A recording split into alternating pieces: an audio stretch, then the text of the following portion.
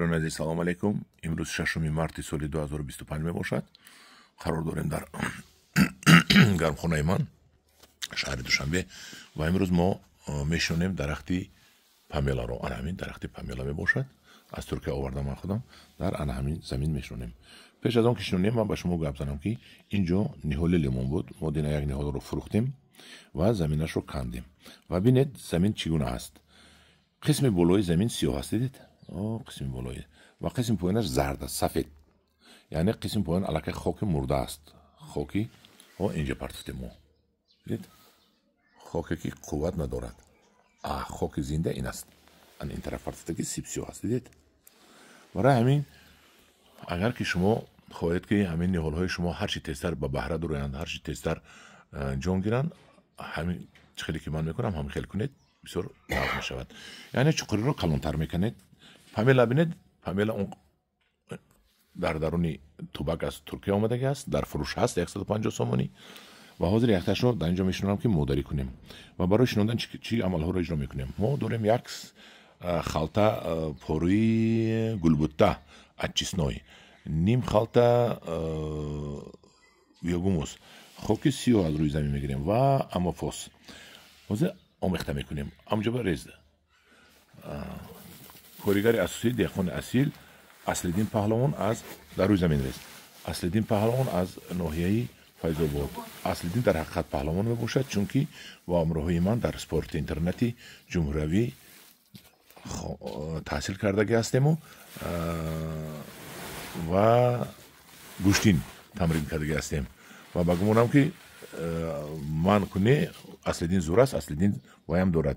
چی میگن؟ اصلدین زبانی میگن چی میگن؟ ماستر سپورت. ماستر سپورت گوشتینگیری هست. انا ما روزید اول یکم ریختیم پوروی اچیسنوی، از بولاش ریختیم ویوگوموس. چپا کن کلیون کرگیر. دیدید؟ وایش سیب سیاه اینش سرختر فرقتش هست. ولی با بولاش زمین میپرتویم. تخمینا یک نیم کیلو برین و امافوسین. این امافوس میپرتویم.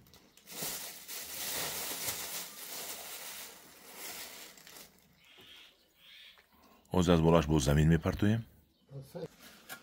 از خاکی روی زمین میپرتویم. مایده کده پرتو اصلیدین در اینجا مایده کن بپرتو.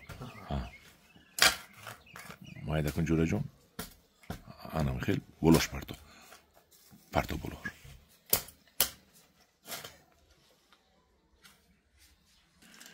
منم زمینم پرتوفتیم. ارالش کنی آمیخته کنی. انا خاک ریختیم، خاکی روی زمین و آمیخته میکنیم. خیلی آمیخته میکنیم.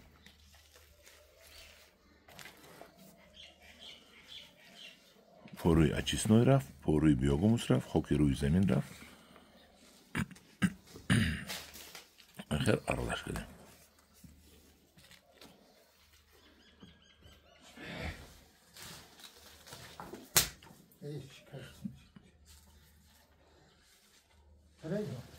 ارالش کن. اکنون ما داخلی چقریده از همین خاک میپرتویم. جایی که خاک سفید است خاک سیاه میکنیم. خاک مرده رو زنده میکنیم. اول در قسم پایانی ریشه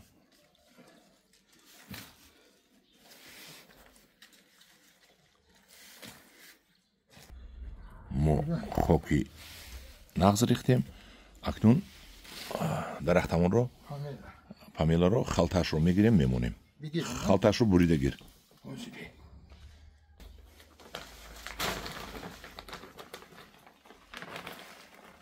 یادآور میکنیم که درخت پامیلا رو از ترکیه آوردیم. همین خیلی در درون ستیلچه آمدگی با خاکی خودش و میمونیم راست. اکنون خاک پرتوید شما و درست میکنیم شما پرتوید. پرتوید من میقپم. از آنم خاک پرتوید.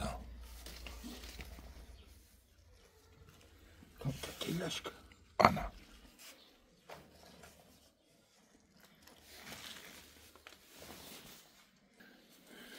منم خاک رو خیلی ریختیم و در قسمت کمخوکش اونجا با پارو میریزیم، حالی پاروی پوسیدگی.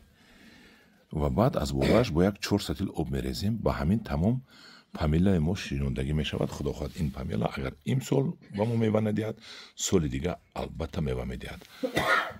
انا همدیگران عزیز، مودگی خوک رو هم میپرتویم. انا همینجا پر میکنیم، با پارو میبیاریم میریزیم. خلاصی گپ همین زمینی که ما با همین پامیلا دادیم با مولتی 3-4 سال بس است. 3 سال کمش بس است که این نقص نشو یابد و تیز با ما میوه دهد. این پامیلا است در بازار 50-60 سوم دانش کلان 2 کیلو و یادداشت میکنم درختش هست 150 سومانی. اومده تلفنم رو میمونم و همه خریداری کنه. یک 10 دانه هست، بسیار نیست از این. انم دورین عزیز، این بود نویساندنی شیناندنی نهالی پامیلا. در پناه خدا باشید.